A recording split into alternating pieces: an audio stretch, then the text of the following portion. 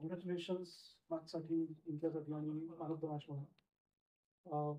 Obvious प्रश्न आहे की छान बॉलिंग पडली, 3 ओव्हर्समध्ये 13 रन्स आणि 2 विकेट्स. तुझी आणि प्रशांतची बॉलिंग एकत्र चालू असताना काही वेगळे प्लॅन्स करता, काही वेगळे tactics आहेत तुमचे? वेगळे प्लॅन्स असं नाही, पण आम्ही आता इट इज थर्ड सीझन जी आम्ही एकत्र खेळतोय आणि आता we understand each other's bowling. तर माहिती आहे की काय करायचं आणि आम्ही ते जेवढं सिम्पल ठेवता येईल तेवढं सिम्पल ठेवायला ट्राय करतो. ओव्हर कॉम्प्लिकेट करायचं नाही आणि इम्पॉर्टंट आहे की कमीत कमी रन्स द्यायचे एवढाच प्लॅन असतो. ओके. 15 ओव्हर्समध्ये 116 वगैरे केली होती साताराच्या टीमनी. त्याच्यानंतर पाऊस आला आणि मग रिवाइज टार्गेट आलं.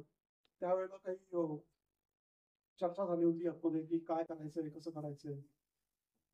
चर्चा सच नाही, पण कसं होतं ढपत लुईसचा ह्याचा जोपर्यंत शीट येत नाही तोपर्यंत नक्की अंदाज नाही की नक्की किती स्कोर चेस करायला येईल. सो जसं ढग आणि हे यायला लागलं होतं आणि लाईट कमी व्हायला लागला होता, अंदाज होता की पाऊस येऊ शकतो.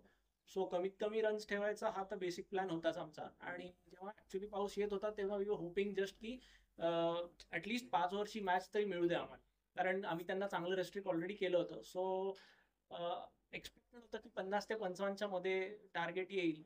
आणि ठीक आहे, म्हणजे या विकेटवरती 10-11 run per over is gettable. Right. तुझा तिसरा सीझन आहे एमपीएलचा हा. पहिले 2 सीझन्स, यावेळेचा सीझन, टुर्नामेंट बद्दल काही कशी प्रोग्रेस झालाय टुर्नामेंटचा, किंवा या प्लॅटफॉर्म बद्दल काय सांगशील तू?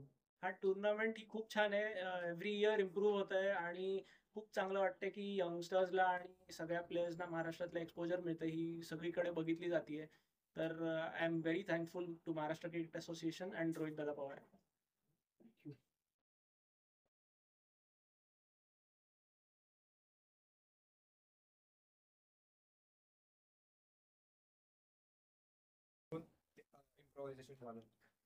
वेगळा प्लॅन आजचं नाही, पण हेच होतं की कमीत कमी रन द्यायचं. आणि पवनला मी जेवढं खेळलो त्याच्याबरोबर तर मला माहित होतं की नवीन बॉलर अगेन्स्ट तो जरा लवकर चान्स घेईल आणि सेटल होऊ देणार नाही. सो आय वॉज एक्सपेक्टिंग हिम की तो काहीतरी माझ्या अगेन्स्ट चान्स घेईल. सो मी त्याच्यासाठी प्रिपेअर्ड होतो पहिले. पहिल्या मॅचमध्ये 1 विकेट, या मॅचमध्ये 2 विकेट्स. काय वेगळं केलं होतं या मॅचमध्ये? का पिचनी आणि कंडिशन्सनी मदत केली?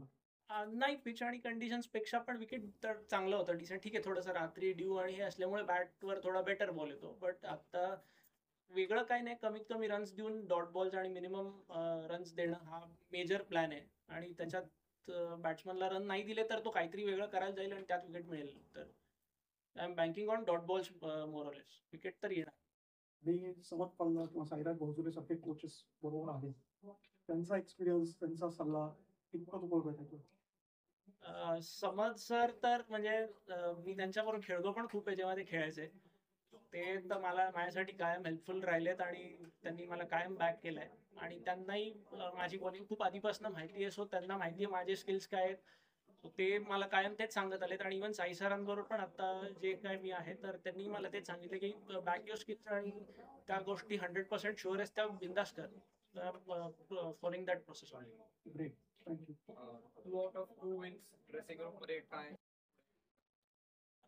ऑफ 2 चांगली गोष्ट आहे, खूप छान आहे. But it is a long tournament आणि अजून 8 मॅच आहेत. सो ऑब्व्हियसली हॅपी मूड आहे टीम मध्ये. पण ठीक आहे, म्हणजे 2 मध्ये 2 जिंकलं, सो इट इज इझियर थोडंसं पुढे बाकीच्यांपेक्षा. But still we have to play 8 games.